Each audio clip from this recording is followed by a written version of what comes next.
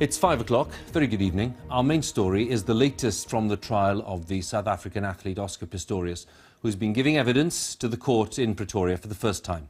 He's apologised to the family of his girlfriend, Reeva Steenkamp, repeating his claim that he'd mistaken her for an intruder when he shot her dead at their home last year. He told her family he could not imagine the pain, sorrow and emptiness that he'd caused them. Let's join our correspondent, Karin Giannone, who's following the case for us in Pretoria.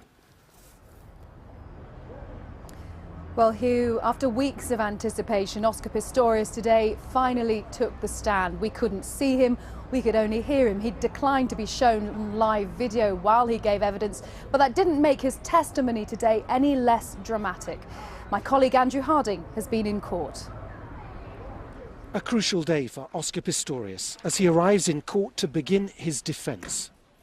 Much hangs on the credibility of his version of what happened the night he shot Reeva Steenkamp.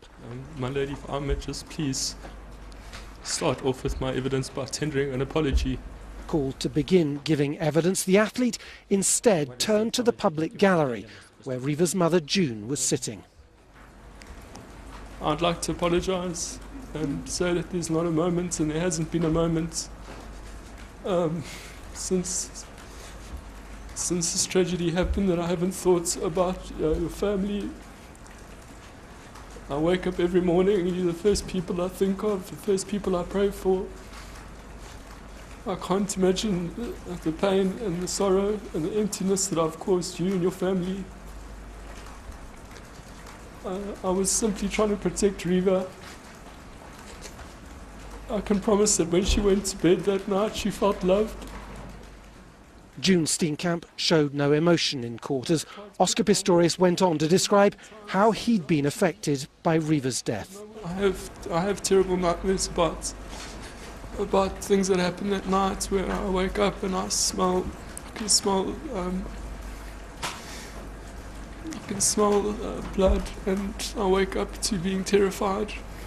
Pistorius' sister Amy listened in tears.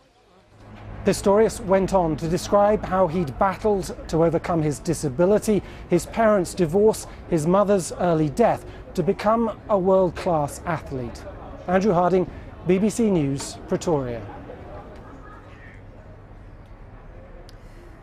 Well, the question of how long this trial is going to go on for is one that everybody here, Huw, is speculating about. We simply don't have a firm answer for that.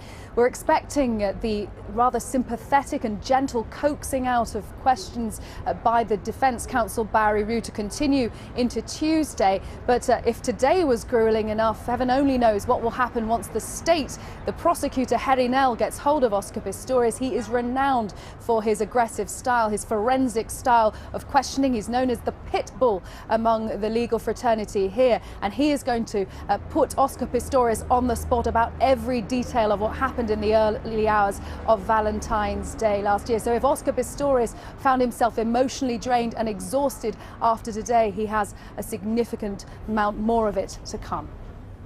Karin, again, thank you very much for now. Karin Giannone, that correspondent in Pretoria, following the case for us. By the way, I should tell you that a little later on here on BBC News, there'll be an update, if you like, of what's happened during the day, the key moments of the Oscar Pistorius trial special programme at 7:30 tonight on BBC News.